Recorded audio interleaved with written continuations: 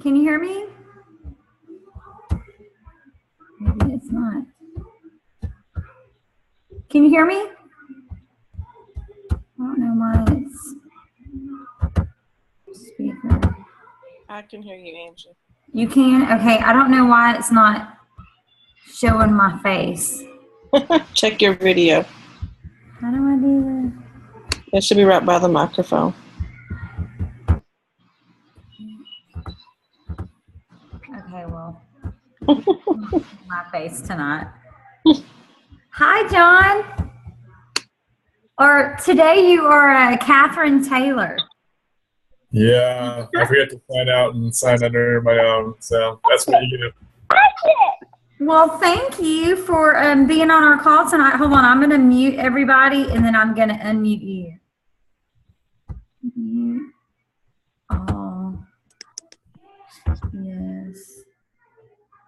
And then unmute. Okay.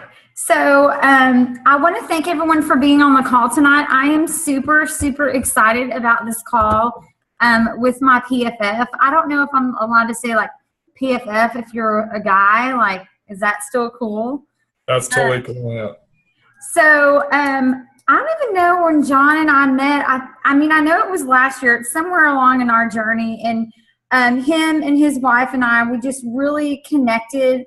And I'm so proud of him for reaching Emerald and really excited for him to share his testimony with us. So I'm going to go ahead and turn it over to him.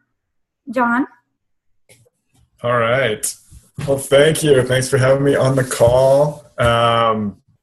Excited to talk to everybody. Hope there's a little pearl of wisdom that you all can take away from this call.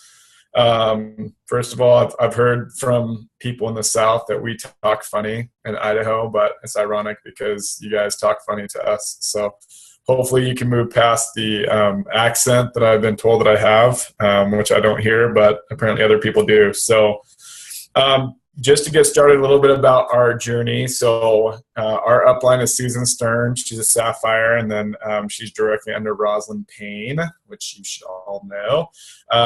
But so it was actually November, December of 2013.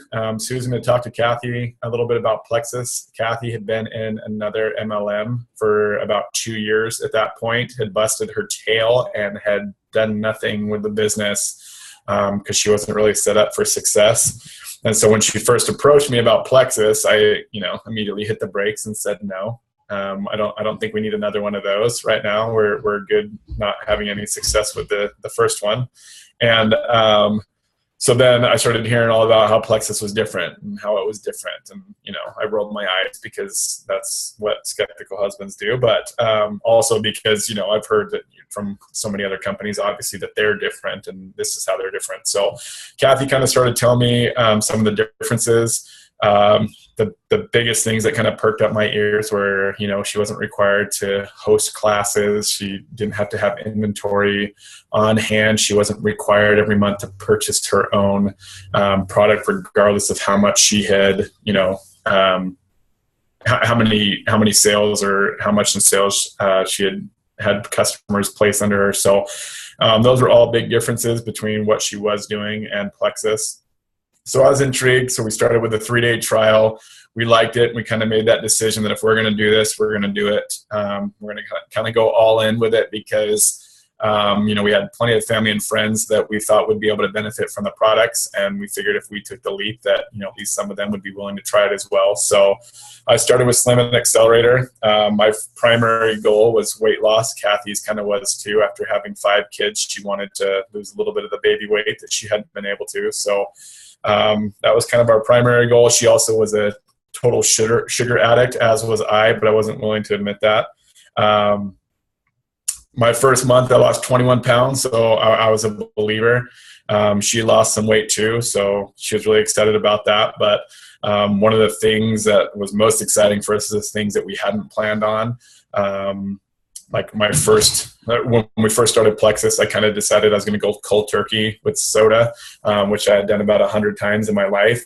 Say that I'll do it for the next 30 days. And by like day 4, I was starting to like shake and everything else, like counting down the minutes until my month was up so that I could have a soda again, because I was craving it so badly. And that was one of the things that we noticed very quickly, was the cravings weren't even there. So that was a super exciting little benefit, added perk, because honestly, when we started Plexus and Kathy was telling me, she showed me a post that Susan had done about, sugar and not craving things anymore. I honestly told her, I said, I don't know if I really want something that's not going to allow me to enjoy sweets, because that's kind of a highlight of my day. And so yeah, that was great. Like I said, the weight loss was great. I ended up losing about 42 pounds. Several inches, obviously. The energy, I didn't notice at first. After about 5 or 6 weeks, then I noticed that it was just kind of that it peaked and just maintained throughout the day. And then at the end of the day, my body was just like, okay, you're done. And I went to bed and woke up refreshed the next morning. So that was awesome. But we had great results with the products from a physical health standpoint, from a business standpoint. We started off super quick in terms of where a lot of our team has got started. So we went silver in 13 days with my dad signing up under us, one of our really good friends that just knew us and said, if you guys are doing this must be legit. And Kathy and her had already been talking about it. So once we signed up, she signed up 4 days later. And then another friend, and we ended up getting, we had like 6 total ambassadors by the end of our first month. 4 level 1s and a couple level 2s. And it was great. We had good, some good customer orders as well. And so Kathy and I, when we started, she was still doing our other MLM. And so when I signed up, our goal was, she forced me to sign up because she was afraid to tick off her other company. And as any good husband, I said, okay. And so she was still doing her other one. I was starting Plexus, but we were working Plexus together from day one. And so the intention was to find out which one was going to blow up first. And then maybe we'd kind of put all our eggs in that basket. And our first month, we made about 5 times what she did with her other one. And so I told her really quickly, I think I know which one's going to blow up first. And so just from the beginning, we had great success. We've had our lulls along the way as well, because I went silver 13 days. I went gold right around the end of the 3-month mark. Went ruby 2 months after that. Went senior ruby, I believe 2 months after that. Or no, sorry. I went gold 3 months in, senior gold 2 months after that, ruby 2 months after that, and then senior ruby on New Year's Eve of 2014, so almost the exact 1-year mark. And then I just went emerald in April, so it took me about 16 months to get from senior ruby to emerald. And we learned some very important lessons along the way. Angie, did you want me to go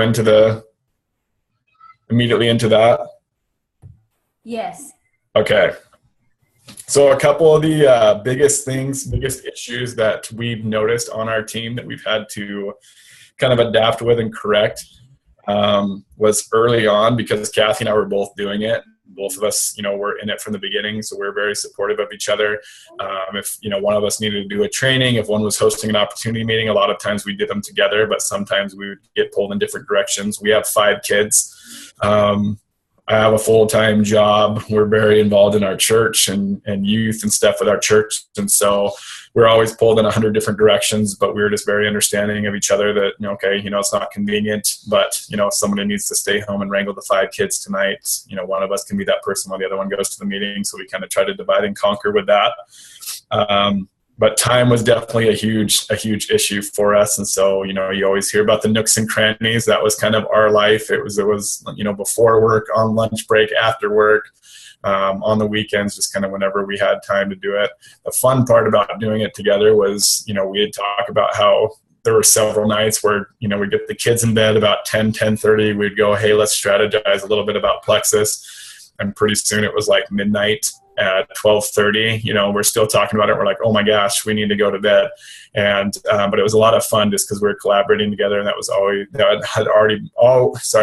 had always been a goal of ours, is to either own a business together or do something where we could collaborate and work together on it, because we felt like we complemented each other very well. So that was a lot of fun, even though the time issue was certainly not an easy task. But one of the biggest things that we noticed too with our team, because we were so heavily involved, is that there was a lot of lack of duplication on our team, where our team would basically sit around and wait for us to say, hey, when are we going to do the next meeting? And on one hand, as leaders, that was definitely, not necessarily a bad thing, that they were looking to us for guidance, and that was kind of our role as leaders. But we saw a lot of our who we would consider our leaders or our runners, we saw a lot of them very hesitant to kind of step in, because we had done so much already and they felt like they were ill prepared. And so that was a lesson for us too. And I loved at convention. I honestly can't even remember who said it. It might have been John Addison, but I know somebody was talking about, let your leaders be leaders, even if it means that they can only do it at 70 to 80% of what you could do it at. They still need those opportunities to step out and be leaders, because that was a lesson that we had to learn the hard way. And so, we were running around like crazy, busting our tails, trying to get things going. And we just had these very slow and steady movements forward, which was a blessing that we're, continuing to move forward. But at the same time, we didn't have that huge exponential growth that other people have experienced as well, because there was a lack of overall duplication on our team. The other thing was, just not comparing our journey. We had to learn that lesson as well. When we first started, because we had those quick results right off the bat, I had been Susan's primary leg for pretty much the entire first year that we were in it. And very quickly after that mark, Caroline French, who's now her primary leg, she's a Sapphire ambassador as well, basically just slingshotted past me. And so that was kind of a tough pill to swallow, in the sense that it wasn't so much that we weren't happy for Caroline. We love and adore Caroline. We're super happy for her success, but it was a lot of like self-reflection at that point, feeling like we had dropped the ball and we had done something wrong. And that's why we weren't having the same level of success that she was. And so that was a difficult part. But very quickly we just realized, it's just the nature of the beast. Sometimes you have those explosive growth opportunities. Sometimes it's just, you just maintain, the steadiness and just continue to move forward and do what you can. And we're each on our own journey. And, and there's no timing like the Lord's timing, and it's always perfect, regardless of whether or not we want to accept that or see it. So, and then the third thing that I thought of too is, just like I mentioned, I have a full-time job where I'm easily working 40 to 50 hours a week consistently. I'm on the management team as well. And so I had very limited opportunities, because I felt like I had to set the example, and I didn't want to get in trouble or, viewed as like hitting up all my coworkers about Plexus. And so I was very hesitant to do that until they would approach me about it. And I felt like it was kind of a green light. So my outside of the home ability to just talk to people face to face was very limited as well, because I felt like I was always working or involved, like I said, with kids stuff, coaching basketball teams, being involved with our church. And so getting those face to face opportunities were really difficult for me. But on the flip side of that, I also noticed how valuable or invaluable they were. That when I could get somebody face to face and we could actually hash out things, and they could see, that I was genuine, that this really was the real deal. That is also a lot more beneficial than, going back and forth with Facebook messages or, texts or emails or whatever. So if I couldn't get face-to-face, I try to do a better job of actually calling them on the phone, so that they could hear the excitement and the passion when I was telling them about how amazing Plexus was and how amazing I feel on the products and that kind of thing. But also on the flip side, like I said, whenever possible, I wanted to get those face-to-face interactions as well. So that's a little bit about my story. Angie also mentioned books, that some people share books. So I'll just do that now. If you guys are intrigued by that, I'm sure some of these, sorry, that was my son. Oh, okay. Some of the books that I recommend, and some of these are probably duplicates from what you've already heard. The 21 Irrefutable Laws of Leadership by John Maxwell is awesome. How to Win Friends and Influence People by Dale Carnegie. GoPro, obviously, by Eric Worre. A couple of the ones that people haven't always heard about is Who Moved My Cheese by Spencer Johnson. That's a really easy read. I think it's like 80 pages. And it's basically about mindset. It compares 4 different people. Well, they're mice, but they have names, and they basically are like people. But it just helps you to kind of understand the mentality that, some of them have and the mentality that others have, and how it can be very detrimental or very helpful to your business and just life in general when you're presented with different challenges that you're facing. So that's one that I love. The other one, if you really want to get in deep, is called The Big Leap by Gay Hendricks. It's called The Big Leap: Conquer Your Hidden Fear and Take Life to the Next Level. That one, a couple people on our team have actually read, and they've had a really hard time with it because it poses a lot of questions for you from like a deep self-reflection. It kind of drudges up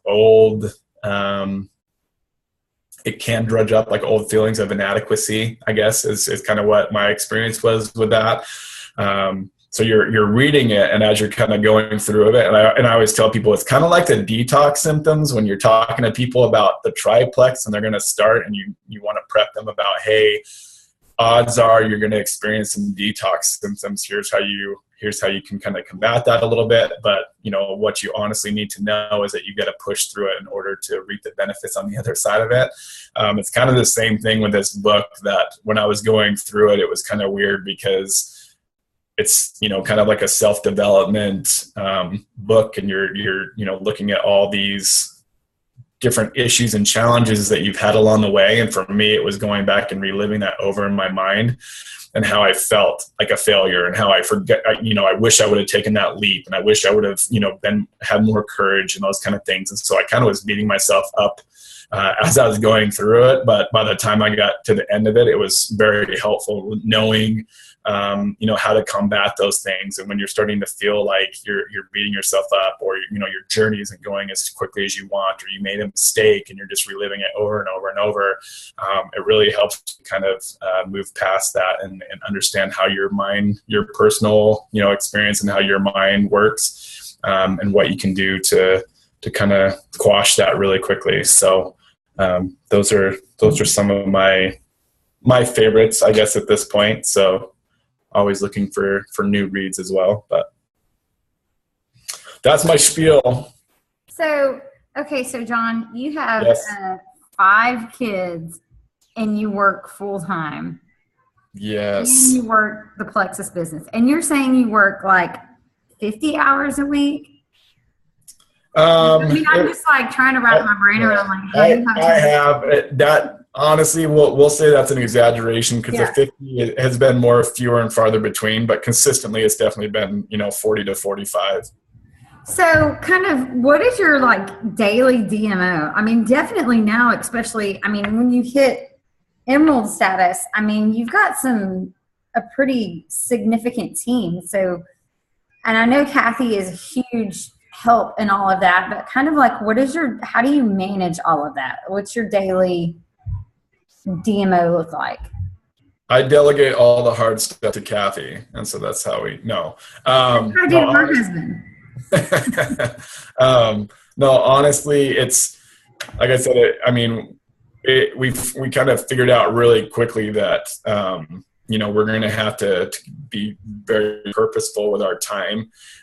So, like I said, I would get up in the morning, a lot of times even before work, and just start messaging my level ones. And I mean, in a way, if you've seen Celeste DMO, we try to kind of copy that as, wake up in the morning, scripture study, prayer, have breakfast, do some messages, wish people happy birthday just to get them engaged. And then, just work my business as best I can until, it was time to go to work. And then usually by lunchtime or, whatever, there would be messages that I needed to follow up with again, or responses from previous things. And then in the evenings, it was kind of the same thing. A lot of times I would leave work at like 6, and so I'd get home and eat dinner with my family, or they had already eaten dinner without me. And so I would eat with them really quickly, have family time, hang out with the kids, get the kids in the bed, and then kind of do that nightly wrap up as well, and do reach outs and follow ups and different things. So we had to, come up with kind of a tracking system, which we both tried to use. And it didn't work very well. And so we kind of just separated and kind of started doing our own tracking systems because it was too confusing to kind of keep up with, with each other. But I mean, we have collaborated a lot. We've worked together a lot. When we have mutual friends, that's, for example, one friend that has expressed interest, and I've talked to them a couple times, and Kathy also has a relationship with them. She's been able to kind of step in as well with those people. But there are other people, former coworkers or friends of mine from high school that she has no idea who they are, that is kind of, those were completely separate. But yeah, like I said, I mean, it's very easy, and I'm sure a lot of people have heard it and seen it, that it's very easy to get distracted with Facebook and even on the team pages. I mean, I've spent several minutes, hours, whatever you want to call it, before just getting onto a team page and just catching up with posts that had come up and comments of people, and just kind of seeing what everybody's saying and ideas that people have and those kind of thing, and trying to be everything for everybody. And it's very exhausting and pretty much impossible to do. So that's why I said we kind of had to look at being very strategic as far as this is going to be our process. And, we both have whiteboards in our office. You can kind of see Kathy's over my shoulder, and that's hers, where there's just notes and names scribbled down and people and dates that she needs to follow up with different people. We just bought the hard copy planners because we realized that's kind of how best we work and can stay organized. But it's just, that's one of the things that we stress to our team, is just finding a system that works for you. Obviously getting up first thing in the morning and working my business works for me, but I know other people get up in the morning and have to get kids ready for school, and breakfast made and lunch is packed and house is cleaned, or whatever their duties are for the day, or what they want to get done and accomplished that day. And so they don't necessarily have that luxury to jump right out of bed and immediately start working their business, and they tackle it more in the afternoon or the evening. So just kind of whatever works best for you. And I like that you talk about, really being purposeful and kind of strategic and intentional in scheduling your time, and kind of not getting distracted. So like really working those IPAs, the time that you do work, really making that count and being purposeful with that. Because certainly, I mean, if someone with 5 kids and another job can do it, I mean, anybody can carve out the time to do this. Yep. So kind of tell me, like, what do you feel like maybe are some differences in, like, being a male within this business? Like, do you feel like there are any differences? I mean, obviously you're pretty dominated. I mean, There's a few more women. Yeah, I actually had a message from another man ambassador this morning that was kind of asking for my advice on it, because he kind of said the same thing. He's like, I'm the only man on my entire team, and I'm trying to be successful in this business full of women. What advice do you have? And I said, honestly, first of all, just embrace it. I mean, if they're embracing you, definitely embrace it back. I mean, don't look at it as I'm the only man, because, my first few ambassadors were all female. So it's not, and that was his whole thing is, he's got a lot of men that have had their interest peaked, but they're not jumping in just yet. And so that was my first piece of advice is, don't ignore the females just because you're a male. You can still talk to them if you have, friendships and things with those people or their coworkers or whatever.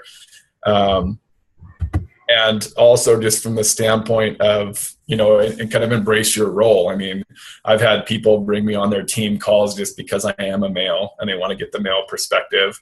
And that's not necessarily a bad thing either. But at the same time, I was also telling him that a lot of the males that I've talked to are the same way. I mean, they may be intrigued,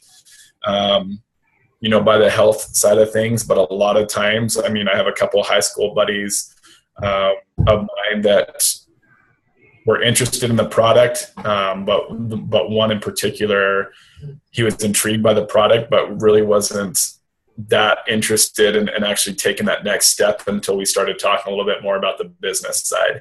And then he started to see the potential from being the primary breadwinner in his family as well, that there really was potential to make money in it. And now all of a sudden it was kind of a win-win. He can get healthier and possibly contribute more to his family's finances. And that's not always the case, obviously, with everybody, but that was one of the things that I've seen as well in my experience.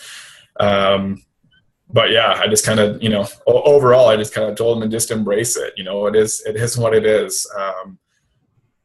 It's not necessarily a bad thing that he's the only male, because I think a lot of times he can contribute something that, others may not be able to experience, but at the same time, also looking at it as, you also can't walk up to somebody who is complaining about their baby weight and wanting to lose some and go, yeah, I bet you, that's got to be a burden. I bet you'd love to lose some weight because you look like you could use it.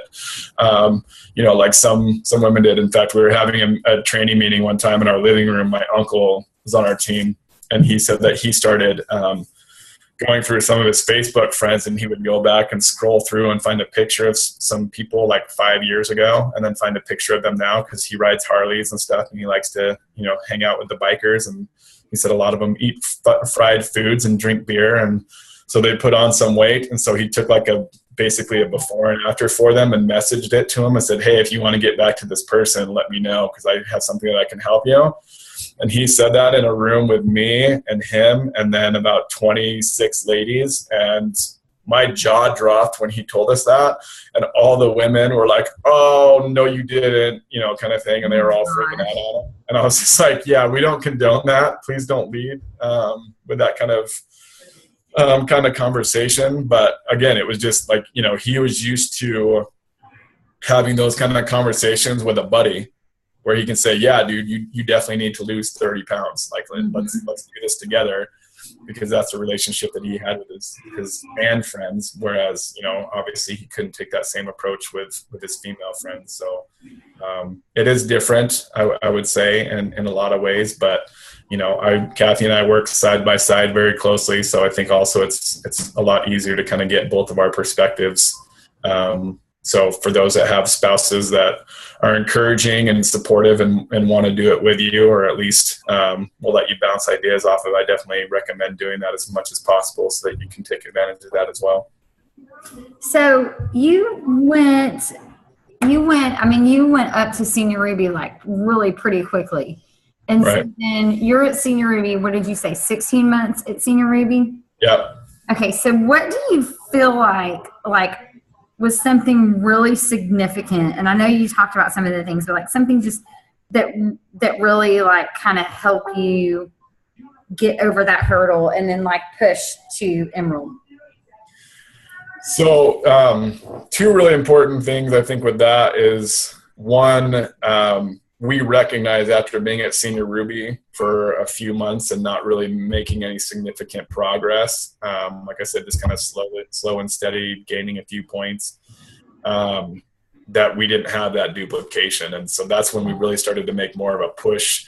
That's when we set up a leaders page, which we hadn't done prior to that mark. And we set up one just for our biggest, leaders and runners, so that we could have more candid conversations there, that we could do more specific trainings and pushes and things, challenges and competitions, those kind of things on that page, because we felt like that would really get our leaders more engaged and get them moving forward.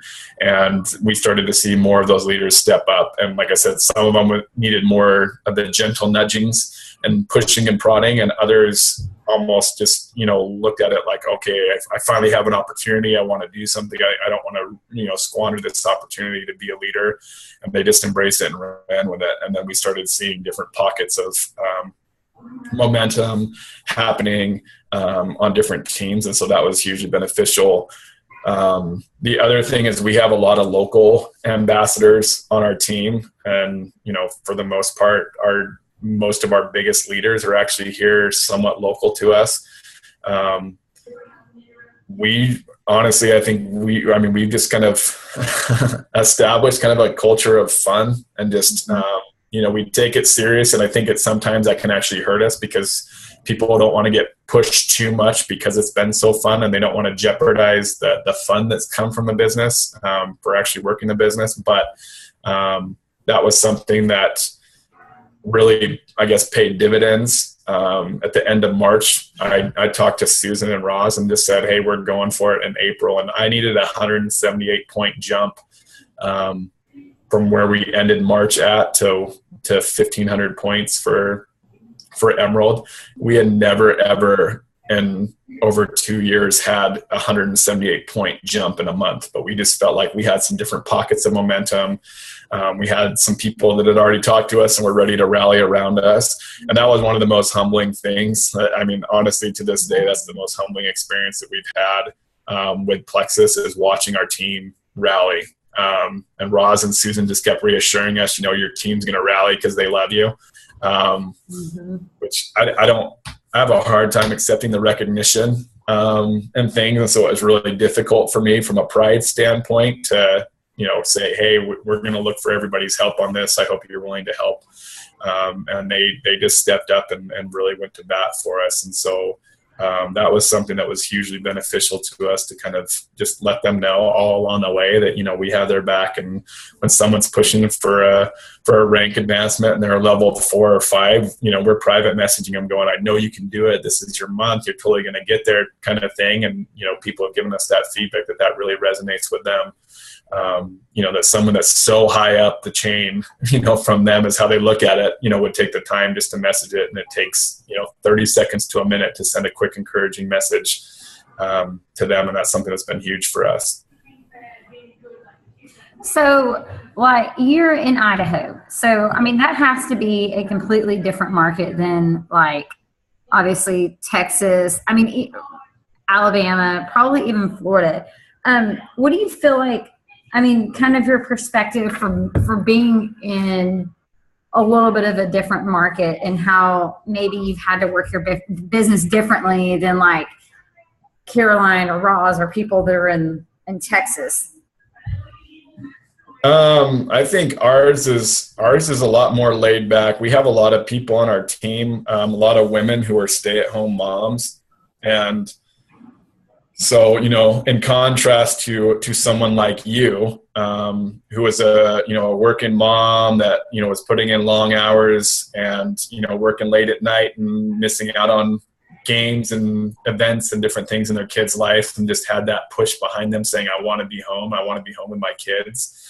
I think one of our biggest challenges that we've had is stay-at-home moms who don't necessarily embrace the business opportunity because they're not used to bringing in any income. Their family doesn't necessarily rely on it. They see the value of helping to contribute to the finances and taking some of the burden off their spouse. But they don't have that deep of a why of I want to stay home with my kids because they're already doing it. Mm-hmm. And so one of the things that, we've had to look at and talk to people about is, yes, that's true, but we also have a lot of people who are stay-at-home moms whose husband, went to college and got their bachelor's and then went back for their MBA and are $60,000 in school loan debt. Or through medical bills or something, they're $80,000 in medical debt and those kind of things. And so we paint a different picture. I think for some of our teammates, because, the money side of it, just to contribute to, the grocery bill isn't a huge driving force for them. So if they don't have their own personal health struggles or have family and friends that have really huge health struggles that this could potentially help with, I think, we've had to talk to them about a different approach because they don't always necessarily see it. Some of them have nothing to do with the finances, being a stay-at-home, mom, that their husband does all the bills, pays all the bills, does all the checkbook balances and all that stuff. And so they're very hands-off with the finances. And so they've also, kind of embraced more of that role and really understood, how easy $500 a month could contribute to that huge stressor. every month that's been weighing down their family or weighing down their spouse. So that's been different. I think too, I think that's the biggest comparison, talking with, Caroline and other people, especially, like in Texas, Dallas area. I know a lot of them are working moms, and they've worked their whole adult life. So saying, hey, you got to push a little bit, and you got to put some hours into this isn't anything new to them. Like, they would gladly sacrifice a couple hours a day if it meant giving up their 40-hour-a-week job. But when it's a stay-at-home mom, I think they have a hard time giving it up because they feel like they're sacrificing this time that they used to have with their kids. Mm-hmm. And I loved, at the Jewel training when Celeste talked about, not only is it,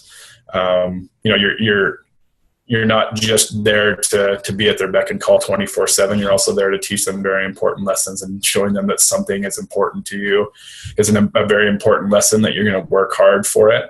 And also just teaching them work ethic in general, teaching your kids how to, follow something that they're truly passionate about and put their heart and soul into it. And that they got to work hard because nobody's going to give it to them, I think is a very valuable lesson as well. No, I completely agree with that. Sorry, my daughter just tried to talk to me. I've lost my train of thought here. So I had a question for you, and I just totally lost it.